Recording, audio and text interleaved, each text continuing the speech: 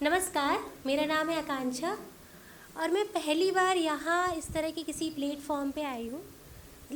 मैं वैसे प्रोफेशनल एक टीचर हूँ और वहाँ पे तो बोलती रहती हूँ अक्सर बच्चों के सामने। जी नहीं नहीं, वो एक्चुअली म्यूज़िक लाइन में भी मैं हूँ। मेरे गुरुजी ने मुझे मना किया है कि बहुत लाउड बात नहीं करनी है आपको। हाँ, ठीक है। तो मुझे नहीं पता मैं कवि हूँ, मैं शायर हूँ, मैं गायक हूँ, कौन हूँ। बस कुछ लाइनें मैंने लिखी हुई थी, यहाँ सिंपली मैं पढ़ूँगी। और बहुत सारे यहाँ पे अनुभवी लोग हैं, बहुत अच्छा पढ़ा है, सीरियसली मुझे बहुत अच्छा लगा। और मैं सीखने का प्रयास कर रही थी, जैसे मैम ने बहुत सारे लोगों ने अच्छा करा है। तो शुरू करती हूँ इसी के साथ। यहाँ पे अधिकतर लोग जो है किसी ना किसी डिवाइन पावर को मानते ज़रूर होंगे, ठीक है। वो किसी भी धर्म से होंगे, वो भगवान को, ईश्वर को, अल्लाह को या यूनिवर्स को, किसी न किसी को तो ज़रूर मानते होंगे, है ना। और हम जब भी कष्ट में होते हैं, दुख में होते हैं, तो हम वहाँ ज़रूर जाते हैं, वैसे भले ही हम नास्तिक बने फिरें, है ना। तो इसी के ऊपर मैंने बहुत पहले कुछ लाइनें लिखी थी। ए खुदा, या आप एज्यूम कर सकते हो, ए भगवान, कितना खुदगर्ज है इंसान जो बस दुख में तुझे याद करता है। कितना खुदगर्ज है इंसान जो बस दुख में तुझे याद करता है।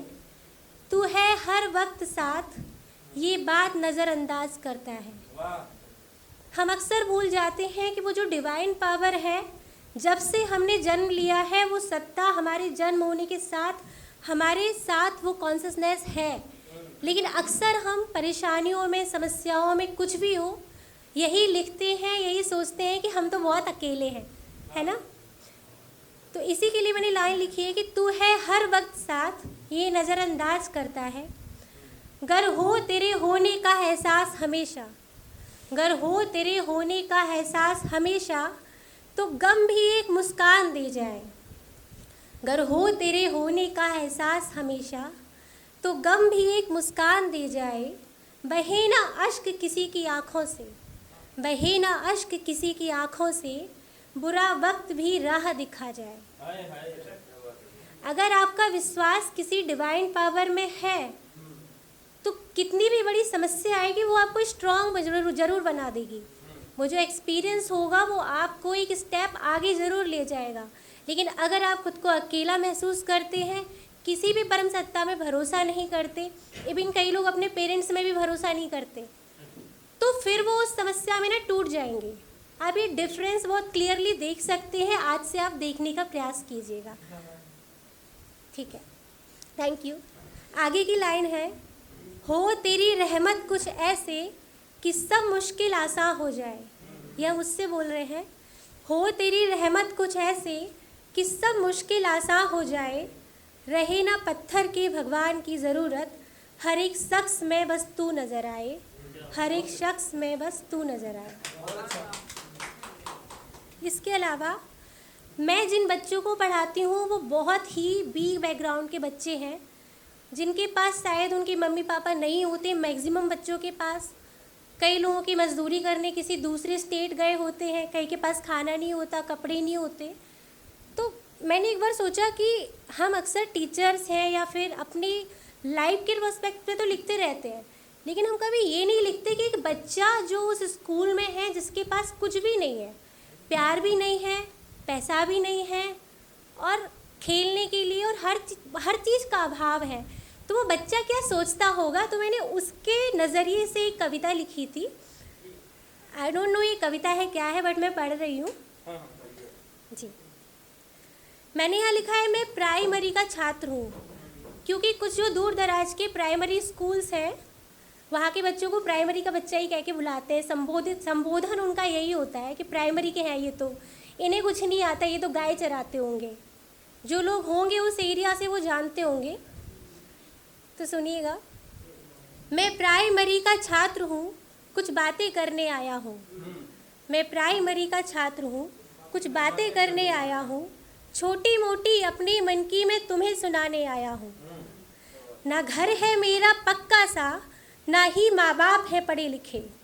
ना घर है मेरा पक्का सा, ना ही माँ बाप है पढ़े लिखे, और ना ही सैर सपाटा है, जीवन में दुख है घने बड़े। बारिश में छत है टपक रही, ठंडों में कपड़ों की है कमी। माहौल के नाम पर देखो, माँ और बाबा की ठनी पड़ी। माँ मजदूरी पर जाती हैं, बाबा खेतों पर रहते हैं। माँ मजदूरी पर जाती हैं, बाबा खेतों पर रहते हैं। देखभाल तो दूर की बात है यार, खाने के लाले रहते हैं। है कौन देखता होमवर्क? आप कहते हो पढ़ाई करके आओ, होमवर्क करके आओ। अरे हमसे पूछिए जनाब, है कौन देखता होमवर्क और कौन करे प्यारी बातें? चौपायों को पानी ना दो तो घर वाले ऊपर से चिल्लाते।